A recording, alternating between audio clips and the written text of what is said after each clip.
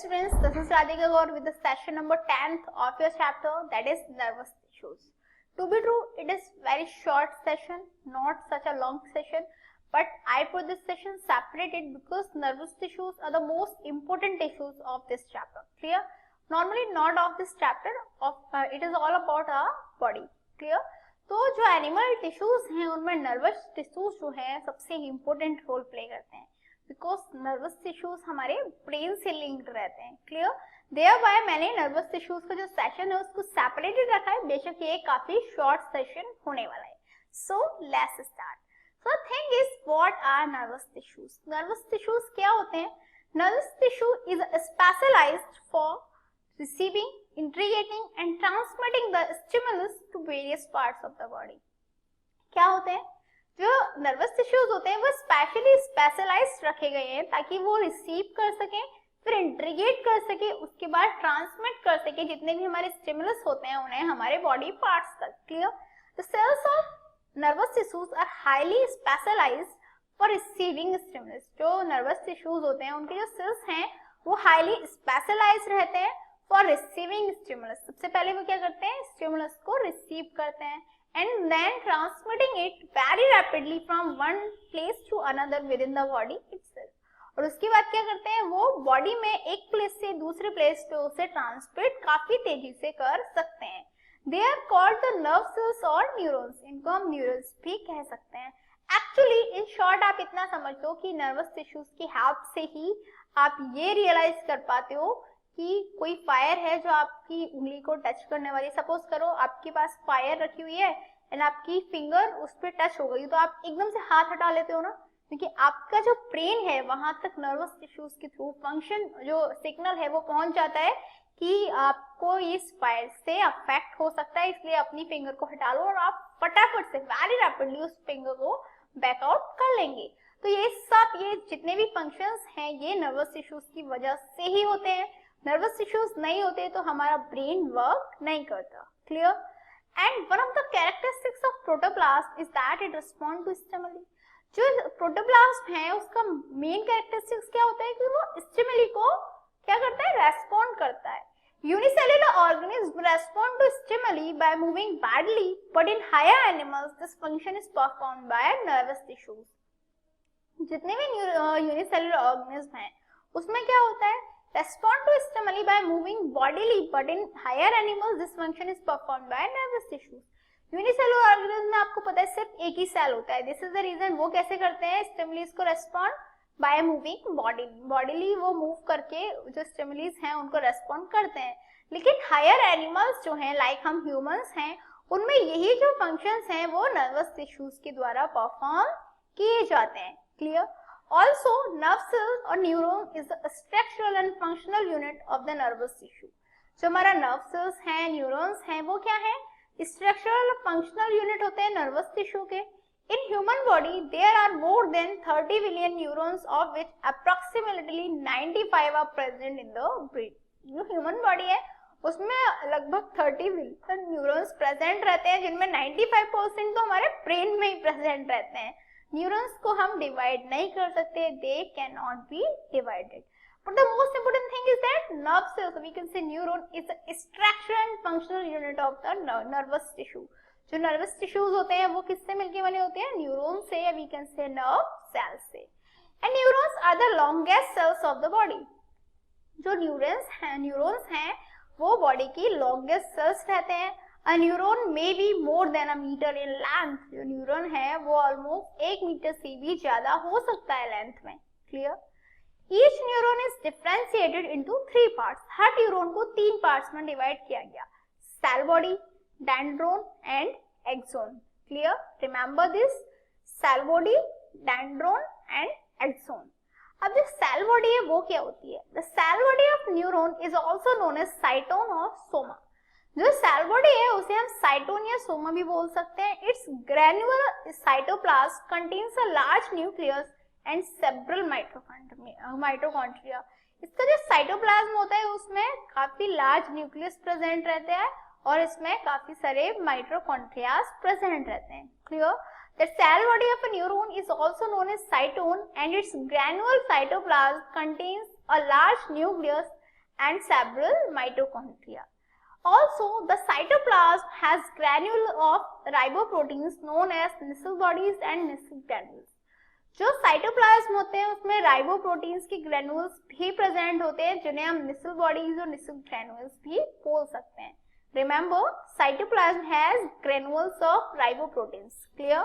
Besides these, cytoplasm also has fine thread-like structure called neurofibrils. जो इसके cytoplasm होते हैं उसमें क्या होते हैं, फाइन थ्रेड लाइक स्ट्रक्चर्स होते हैं जिन्हें हम न्यूरोफाइब्रल्स बोल सकते हैं. ये तो हो गया सेल बॉडी के बारे में. अब बात आती है जो डेंड्रोन्स हैं वो क्या होते हैं. These are short protoplasmic extensions of the cell body. ये क्या होते हैं, काफी छोटे प्रोटोप्लाज्मिक एक्सटेंशन होते हैं सेल बॉडी के. The dendrons are further branched into fine branches called dendrites. जो dendrons हैं वो भी branched रहते हैं, ठीक है. जो dendrons हैं उनकी भी fine branches बनी रहती है, उनकी भी छोटी छोटी branches होती हैं जिन्हें हम क्या बोलते हैं, dendrites बोलते हैं. Clear? They receive impulses and transmit them. They receive impulses and transmit them to cell body of the neurons. ये क्या करते हैं, impulse को receive करते हैं और उन impulse को transmit करते हैं to the cell body of the neurons. Neurons की cell body में वो transmit करते हैं. तो clear हुआ dendrons के बारे में. These are short protoplasmic extensions of the cell body. The dendrons are further branched into fine branches called dendrites. They receive impulses and transmit them to the cell body of the neuron. अभी आता है axon क्या होता है. Axon is a long fiber-like extension of cell body. Cell body का जो long fibre like extension है उसे हम एक्सोन बोलते हैं. It is longest nerve process of the neuron. Neuron का सबसे लॉन्गेस्ट नर्व प्रोसेस क्या होता है, एक्सोन होता है. It transmits impulse away from the cell. It transmits impulse away from the cell body. इसका वर्क क्या होता है कि ये जो इम्पल्स हैं उन्हें सेल बॉडी से दूर ट्रांसमिट करता है. Clear? That axon is a long fiber-like extension of the cell body. It is the longest nerve process of the neuron and it transmits impulse away from the cell body.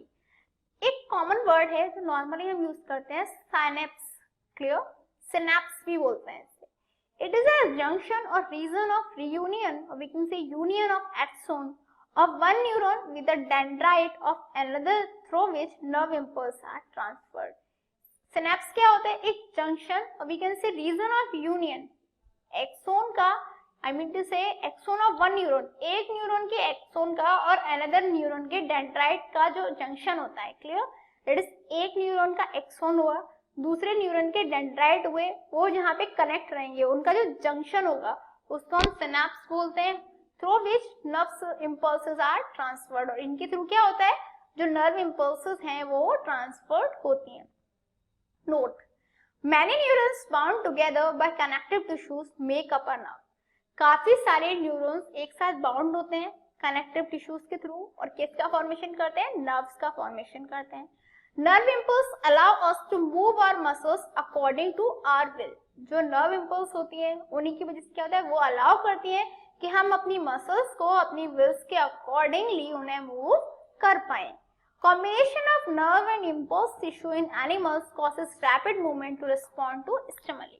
जो nerve और muscles हैं उनकी combination की वजह से animal में जो nerves और मसल्स हैं उन टिश्यूज के कॉम्बिनेशन की वजह से ही it cause rapid movement in the response to stimuli. कोई भी स्टिमुली है उसको रैपिड मूवमेंट हम कर सकते हैं.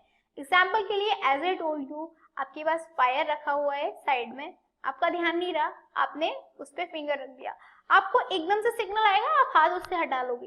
रीजन क्या होगा, क्योंकि जो आपकी बॉडी ने टच किया न्यूरॉन्स के थ्रू वो ब्रेन में सिग्नल पहुंचा, ब्रेन से वो मसल्स तक सिग्नल पहुंचा कि आप अपना हाथ हटा लो, बिकॉज वहां पे आपको कोई अफेक्ट हो सकता है, आपको हर्ट हो सकता है.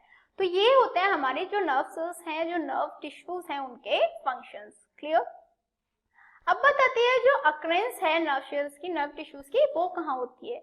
Neurons are the structural and functional unit of the brain. As I told you, जो न्यूरॉन्स हैं वो ब्रेन के स्ट्रक्चरल एंड फंक्शनल यूनिट्स होते हैं. स्पाइरल कॉर्ड की भी स्ट्रक्चरल फंक्शनल यूनिट होते हैं. And all major and minor nerves which originate from the spinal cord. That is जो न्यूरॉन्स हैं वो ब्रेन में मिलते हैं. ठीक है, ब्रेन के स्ट्रक्चरल एंड फंक्शनल यूनिट होते हैं. स्पाइनल कॉर्ड्स में मिलते हैं, और वो सारी नर्व्स जो स्पाइनल कॉर्ड से निकलती हैं, जो स्पाइनल कॉर्ड से ओरिजिनेट होती हैं, वहां पे भी हमारे जो न्यूरॉन्स हैं वो प्रेजेंट रहते हैं। Now the thing is what are the functions of nervous tissues. जो नर्वस टिश्यूज हैं उनके फंक्शंस क्या हैं? The main function of nervous tissue is to transmit nerve impulse from different part of the body to the brain and from brains to the muscles and glands. Main function क्या होता है nervous tissue का? ये क्या करता है? Transmit करता है नर्व इम्पल्स को to the different part of the body to the brain. I mean to say from the different part of the body to the brain.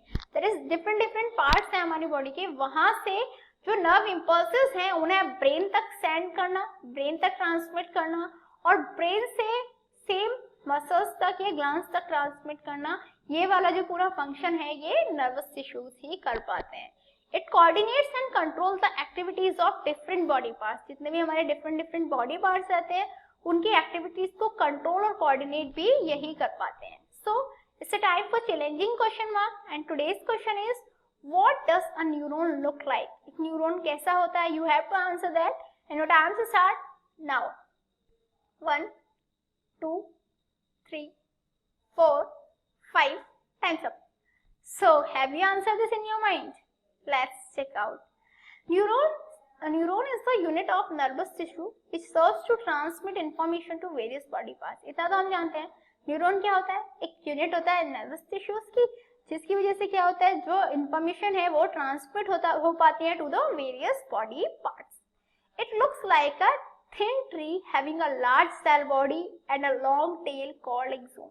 ये ट्री की तरह दिखता है जिसमें लार्ज सेल बॉडी प्रेजेंट रहती है और एक लॉन्ग टेल प्रेजेंट रहती है जिसे हम एक्सोन बोल सकते हैं। Numerous thin hair-like branches arising from cell body and vessels end of the axon are known as dendrites. और इसमें क्या होती है, जो हमारी सेल बॉडी है वहां से काफी thin hair like branches arise होती हैं, उन्हीं को हम क्या बोलते हैं?